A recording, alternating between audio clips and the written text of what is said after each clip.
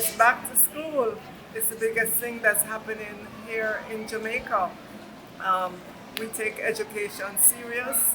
All of us in Jamaica, we know the value and the importance of education. I started out early at the transport center in Halfway Tree, checking on buses and students as they arrive, because transportation is important for students, and in particular, I know Minister Fayval has rolled out additional buses which will help our students to get to school on time, get to school safely, and so on. So I was there to greet students as they come in very early. We were there after 6 o'clock, 6 a.m. this morning, and there were so many students there to take the bus to get to their schools. After that, we went to Mountain View Primary and Infant, and again it was a joy and a delight to see that school in action. Parents were there in droves, students came out. You could see the anticipation on the faces of all the students, and the teachers as well. Here we are now at Hope Valley Experimental. As you know, this is a school that caters to able-bodied as well as children with special needs. And as you can see, and as you've heard from the principal, they are also off to a good start. All the teachers are in place at Hope Valley Experimental as well. We're standing in the grade 6 class right now. Grade 6 is a pivotal year for our students. And as you can see on their faces, they're happy to have progressed to this point. Earlier on, before we got here, principal reported that there were lots of parents who came to the orientation. So far, I'm encouraged, very encouraged by what I see. And this week, as everyone knows, it's not a full week for school, especially the primary schools. They do a staggered approach to bringing the children back to school. In many of them, it's 1 or 2 grades, grade 7, grade 8, that would come back. But next week, we're expecting to see everybody in full force, all our teachers, students. We're expecting to see parents, there with their students as well, in spirit, as well as those who may need to accompany their children to school. Windward Road Primary, they brought in their grade 6 students, 183 of them. The principal reported that it was the largest cohort of grade 6 students ever in the school.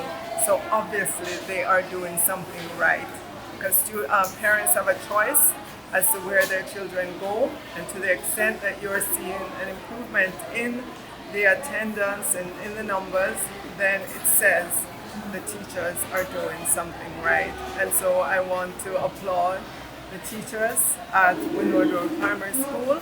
Continue to do what you've been doing to educate our children. And likewise, at Windward Road Primary School, the principal reported that all of our teachers are on, ready.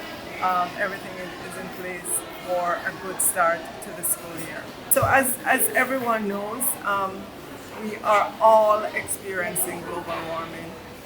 Some person call it global boiling. Across the world, without exception, all countries are reporting this, and we are not spared here in Jamaica.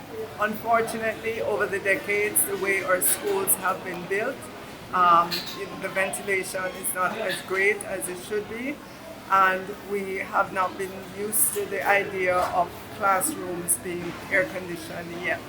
But we are at that moment when not only fans are to be in classrooms, but air conditioning. Of course, this is going to take additional budget space, additional funding to do. It is not something that we're saying is going to happen overnight, but that's where our vision is, to retrofit classrooms so that they're able to take air conditioning. So when students and teachers are in the environment, it's comfortable.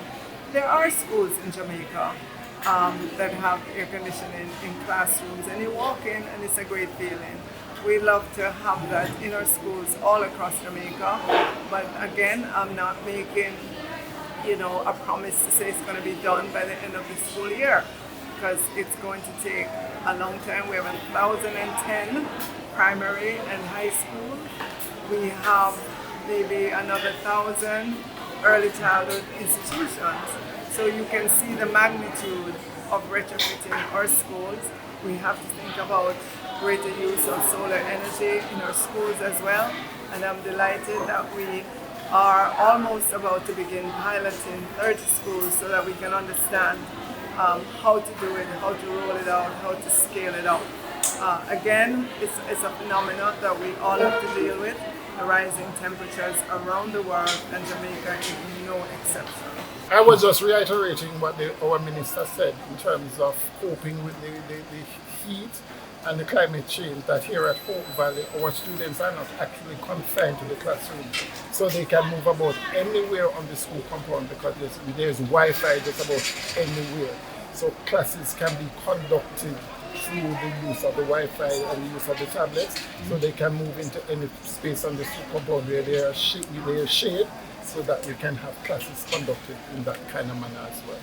So, what do I say? It's Monday morning. It's back to school. It's the biggest thing that's happening here in Jamaica. We take education serious. All of us in Jamaica, we know the value and the importance of education. And I know parents across the board, without exception, look forward to the start of the new school year, as well as the students, even though they may come with a little bit of trepidation. But I know that they're all eager. They've told me that they're eager to be back. They want to see their friends. They want to talk. They want to catch up, find out what each other has been doing for the summer. And of course, I will continue to follow schools as we go into the school year to ensure that if there are issues that we're aware of them and we take action to fix those issues.